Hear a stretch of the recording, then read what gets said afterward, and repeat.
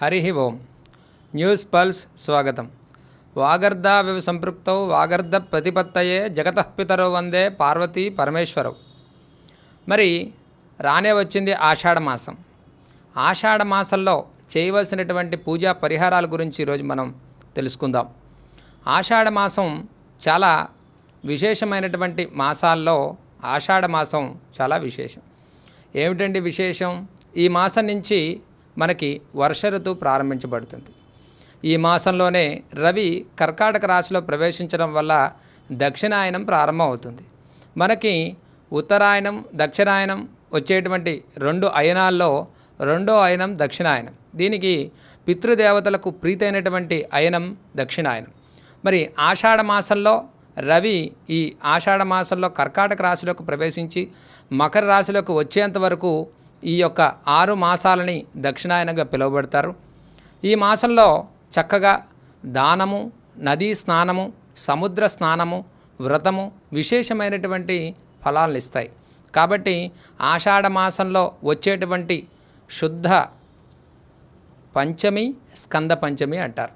ఈ పంచమి రోజున సంతానం లేనివారు, అన్యోన్యత లేనివారు కుమారస్వామిని చక్కగా సుబ్రహ్మణ్యేశ్వర స్వామిని ఆరాధించిన వారికి మంచి ఆరోగ్యము, మంచి కుటుంబ అన్యోన్యత కలుగుతాయి. తర్వాత ఆషాఢ మాసంలో వచ్చేటువంటి షష్ఠి మరి సుబ్రహ్మణ్య షష్ఠి, కుమార షష్ఠి అంటారు. ఈ రోజును కూడా చక్కగా ప్రీతిగా సుబ్రహ్మణ్యేశ్వర స్వామిని ఆరాధించిన వారికి మంచి సత్ఫలితాలు లభిస్తాయి. మరి తర్వాత వచ్చే సప్తమి భాను సప్తమి అంటారు. ఈ రోజును కూడా మరి సూర్యదేవుడిని ఆరాధన చేసిన వారికి మంచి సత్ఫలితాలు, మంచి ఆరోగ్యం కలుగుతాయి. అదే రకంగా ఆషాఢ మాసంలో వచ్చే ఏకాదశి మరి తొలి ఏకాదశి అంటారు. మరి ఆషాఢ మాసంలో మరి ముందుగా సముద్ర స్నానాన్ని ఆచరించిన వారికి దానము, స్నానము, వ్రతము ఎంతైతే విశేష ఫలాలు కలుగుతాయో తొలి ఏకాదశి రోజున విష్ణు సహస్రనామ పారాయణ చేసిన వారికి సంపూర్ణమైనటువంటి ముక్తి కలుగుతుంది. ఈ తొలి ఏకాదశి నుంచే మన తెలుగువారందరికీ కూడా మరి పండుగలు ప్రారంభించబడేటువంటి తిథి కూడా తొలి ఏకాదశి.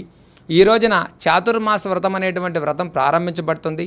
ఈ రోజున మరి చేసేటువంటి వ్రతము ఫలము విశేషమైనటువంటి శక్తివంతమైనటువంటి ఫలాలను ఇచ్చేటువంటి ఆషాఢ మాసం ఎంతో పౌర్ణమి కూడా విశేషమైనటువంటి ఫలాలను ఇస్తుంది.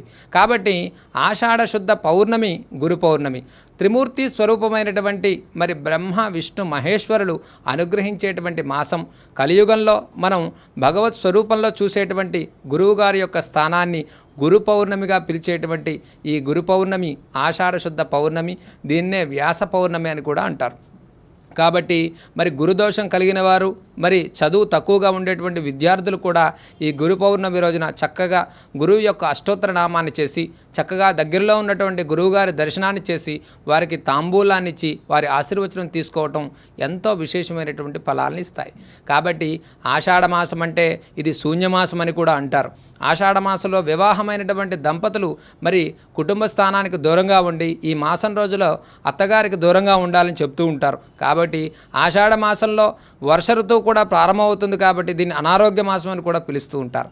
అలానని మరి ఈ మాసంలో మనం చేయదగినటువంటి వ్రతము మరి స్నానము చక్కటి పూజ విశేష ఫలాలన్నిటి కూడా మనం పొందాలంటే మనం చెప్పదగినటువంటి ఈ రోజుల్లో ఆషాఢ మాసంలో మంచి పూజా కార్యక్రమాలు చేసుకుంటూ మంచి వ్రతాలను మనం చేసుకుంటూ మంచి ఫలాల్ని పొంది మనమందరం కూడా మరి ప్రతి మాసంలో చేయదగినటువంటి పూజల్ని మనం శక్తి కొలది చేసుకున్నట్లయితే విశేషమైనటువంటి ఫలాలను పొందుతూ మంచి ఆరోగ్యాన్ని, అభివృద్ధిని, మంచి కుటుంబాన్ని, మంచి సంతానాన్ని కూడా పొందేటువంటి ఈ ఆషాఢ మాసం అత్యంత విశేషమైనటువంటి ఫలప్రదమైన మాసంగా చెప్పబడుతోంది. హరి ఓం.